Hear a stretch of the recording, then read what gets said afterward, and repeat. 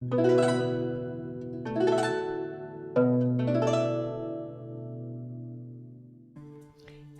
and welcome to Aliceland. My name is Alice and I welcome you to another show here on Tuesday in Aliceland. Today I brought again Ian because he is going to talk to us about the changes and the choices and the chances, the 3 C's of Aliceland. So welcome to Aliceland again. It's so good to have you here. Thank you, Alice. Thank you for having me again. Thank you. And I see you brought your pictures that we have started the show with. And I'm going to ask Ian a few questions and he's going to explain to us from an artist's point of view how life can change and how a painting can change from the empty screen, from the empty platform to a beautiful creativity. At the beginning of the show, we saw how these things began, how these paintings were just a concept of like a seed of ideas, and how everything is presented in the canvas and how all the choices are there. We as artists create everything and we are just observing the creation and taking beauty out of it until it's ready, until it comes through and we have the painting finalized. So this was an opportunity to see the whole process unfold in front of our eyes. I cannot help, but I see a heart, I see a kidney, I see many faces here. What like you painting in so many faces? Is it like a face of yourself? Sometimes you feel blue, sometimes you feel green, sometimes you feel yellow, or is it something that just came through wisdom, through being connected to the source? This is about the connection that everybody has to the source. And for example, you can see that there's different faces and all of them are connected to each other in their specific way. Our minds, our hearts, we are forming a living system that is connected to each other and expands and gets bigger and bigger. And this is representing how people get connected through emotions, through ideas, and through all the senses. You can see from, for example, here there's a person over here, outside there's a person here, there's more people here, and we're all connected in abstract ways through our senses, which is what this painting is all about. This painting is called Aria, and it is just explaining all of these concepts of interconnectedness. And the rest of this comes as a result. For example, these small hearts. You can see that there's a heart here symbolizing the actual anatomy of a heart that's pumping blood, but actually the emotions and the person that is feeling them. Oh, wow, yes, I can see it. And why did you choose these blue colors? Well, these are the 3 primary colors, as we all know, yellow, red, and blue. And then they are all mix into the others, green and purple, which are all in this painting. And then this one explains that the same connection we have with nature and we flow with nature. And this connects as well in abstract ways through the mummy shapes here. Yes. Yeah. Yes. So it's the connection between the humans, nature, and the cosmos. And how our minds are connected, how our thoughts flow from one person to the other, and how our emotions affect everything that we do. And of course, this is like a clear explanation of how we have the choices and we have the changes and we have to manifest. We have the ability to take from that infinite creativity and manifest something in this 3D reality. When you are painting, does that creation come from your thinking, or does it come from your heart, or does it come from your soul? Because I'm not an artist, where do these ideas come from and how do you grab them and manifest them on the board? First of all, let me correct you, because everybody in this planet is a born artist.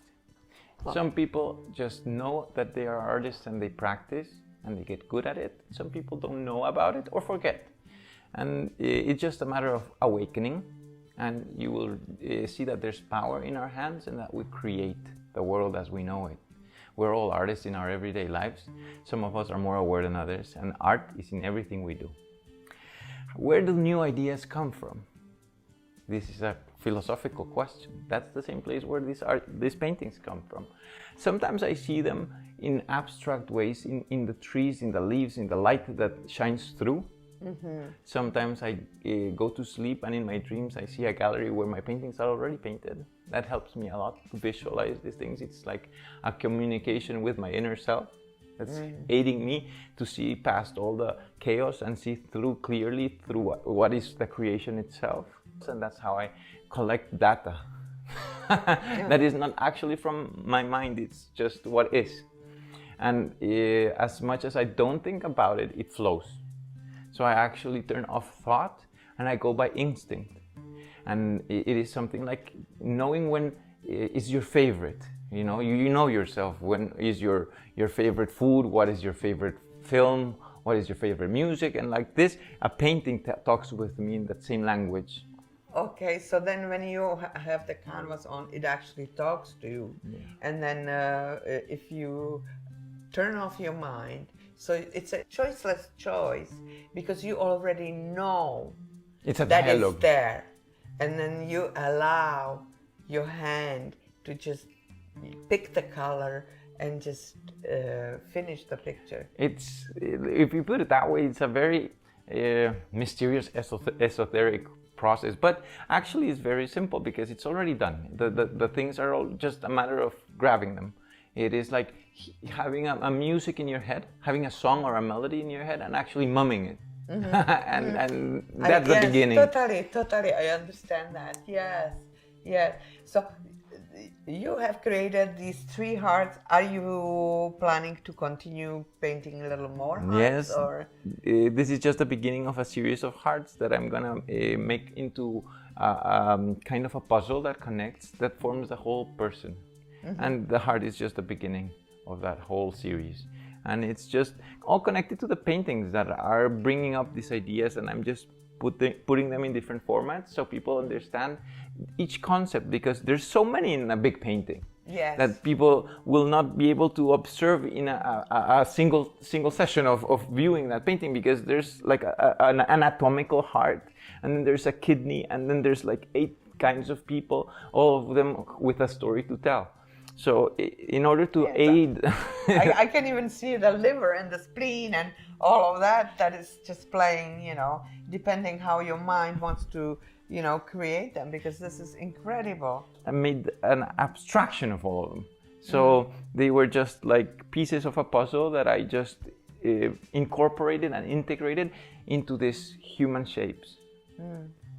And that's why you see all of these organs almost speaking to you as if they were real, because that's how they started. I just grabbed the human anatomy and then made an abstract integration into the other beings in this painting.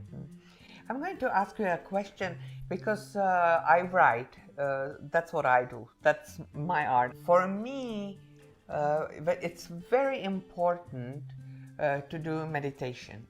And if I meditate and if I allow my mind to sink and I get in that silence, that is when that wisdom or knowing what I want to write and how I want to write it, and the hand actually writes it itself. Do you meditate? Yes, I do. I try to incorporate the elements of meditation into my practical life, and it's an emptying of the inner world in order to capture that which surrounds us, which we are all part of. So as much as we are empty, it's just a connection with the rest, because there's no blockages, there's no interference, and you can clearly connect to that which we are all from. And that's where new ideas come from, new creativity, energy to do everything that we do, because it's all coming from the same source. It's from kind of the sun. It's just an energy that's shining all the time on us. And that's where we create from. As an artist, I use that every day, and I live by meditation, but it's a creative ritual, more or less, that gets stronger with time. So you can create more solidly, and you can see more clearly with time, and you can your hands respond to the thoughts, and the movement goes according to what you intend. And that's just a daily practice that is very like meditation itself.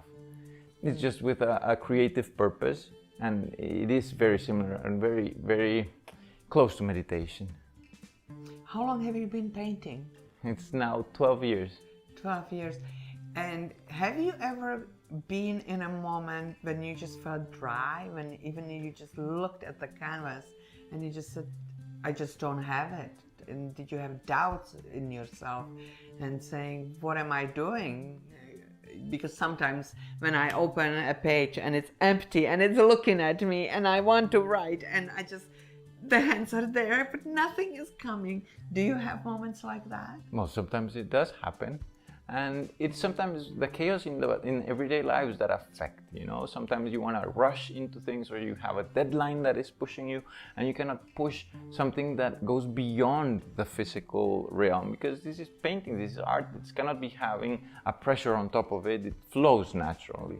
So sometimes I just kind of detach and take a break from these things, find my center. I go to other things like music, or I exercise, and that brings me back into a peaceful center.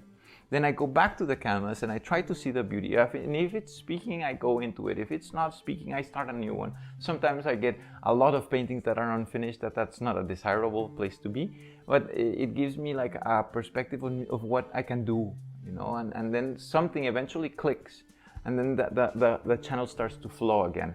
But it's important to be in that openness and be with the intention of perceiving that which is beyond the senses, and then it flows. Eventually it flows. It's just like a dam that is getting fuller and fuller, and all of a sudden the pressure will just break through. Well, thank you so much. Thank you so much, because you have actually right now explained the 3 C's. Don't worry when you have a dead moment, or where you have that moment of life when you don't know what you are doing. Just take a deep breath, go for a walk, listen to the music, and listen to the first C, the chance to recognize who you are, and listen to the wisdom, and learn to listen in the silence. And only then can you make the choiceless choice, because you will know. You will know what's the next step. And from the next step, the changes are coming, just like we saw on Ian's painting here today. Thank you so much, my friends, for coming to Aliceland. Thank you, Ian, for coming again. My pleasure. And sharing your beautiful, beautiful art. And I hope that I will see you soon again.